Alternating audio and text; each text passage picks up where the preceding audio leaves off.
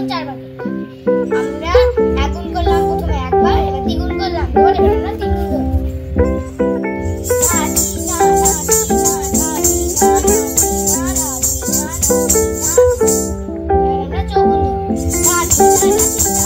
আস্তে আস্তে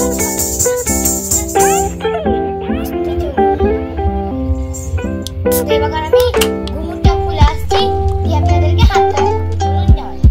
গাইস, আমরা ঘুমুর খুলে চলে এসেছি, এবার আমরা হাত ধরবো। হাত হবে এরকম বা হবে ভি।